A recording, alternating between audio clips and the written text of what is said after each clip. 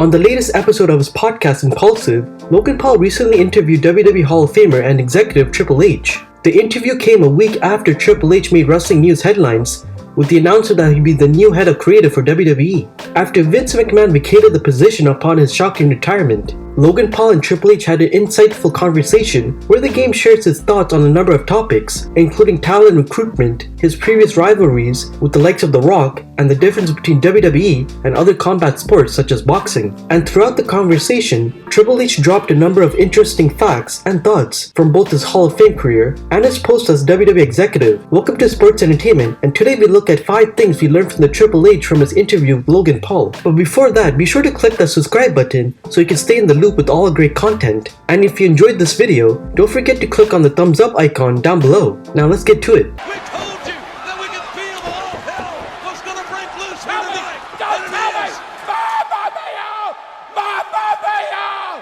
Are you kidding me? Number 1 is Triple H's belief that wrestling is less about the moves and more about the storytelling. Some of you may like your wrestling to be as athletic and action-packed as possible, and you might disagree with the game here. But regardless, this is still the opinion of one of the greatest in-ring veterans ever. Triple H comes from an old-school wrestling mentality where storytelling is prioritized over athleticism. The game believes in this mentality to this day, and is one of the key lessons he tries to instill on WWE talent. According to Triple H, a wrestler's ability to tell a story and keep an audience engaged is the most important thing in what they do. And as opposed to other combat sports like boxing or MMA, where you have to focus on your opponent, wrestlers have to focus on audience reaction. How do they get the audience to react? How do they build anticipation and surprise? How do they let the audience release attention? Throughout the podcast, Triple H compares wrestling to a movie where the moments between the action drive the story and keep people engaged. Similarly, it's the small details between the wrestling moves that tells the story's match. These are what keeps audiences engaged and creates an experience that fans will remember. Say what you will about what he thinks, but you know the game has a point here. He's Triple H. He knows what he's talking about. Gap that people have, right? Even our talent that have been doing this a long time. It's not the moves, right? It's not the. It's like watching a movie. How many movies have you seen with crazy budgets and special effects and CGI that visually you go like, holy shit, that's amazing, right? And no one cares. Story sucks. The movie bombs. Right. There's no story. No one really fully cares, right? Because it's not about the moves, what we do. It's about what you do in between. It's the characters and the story. That's why I was saying to you, like, you know what you're doing, right?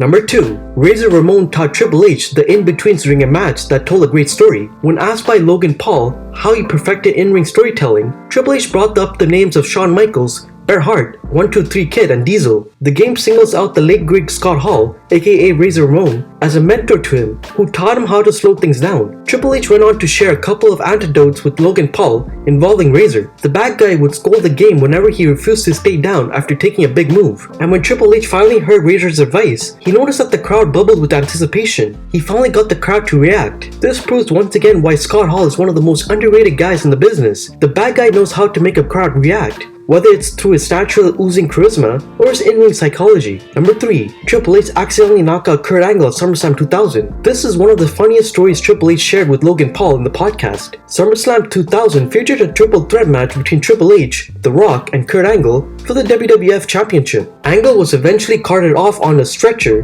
which was the plan. But in the words of Triple H, Angle had no idea where he was. This threatened the finish of the match, as Angle was supposed to run back later on. The Rock eventually arrived to continue the match with Triple H. At this point, the two were calling the match on the fly, while waiting for the go-to signal if Angle can come back for the finish. Angle eventually came back, but Triple H noted that he was still woozy from getting knocked out. Nonetheless, they pulled off the finish and wrapped up the match as planned. If you watched this match back, you couldn't even tell that something went wrong. Apart from that, it ended up being a great match. Through the story, Triple H demonstrated the need to adapt with situations, something that wrestlers eventually need to learn. For the newly signed Logan Paul, this is certainly something he'll have to learn as well. Number 4. Triple H and The Rock were supposed to have an Iron Man match at WrestleMania 2000. Triple H credits his rivalry with The Rock as one of his favorites. The two of them climbed the ranks at the same pace, and would face off every now and then, which meant in-ring magic. However, Triple H pointed out one thing he regrets from the rivalry, which was not having a one-on-one match against the Great One at WrestleMania. Triple H noted that he and The Rock wanted to have an Iron Man match for the WWF Championship at WrestleMania 2000. However, plans shifted,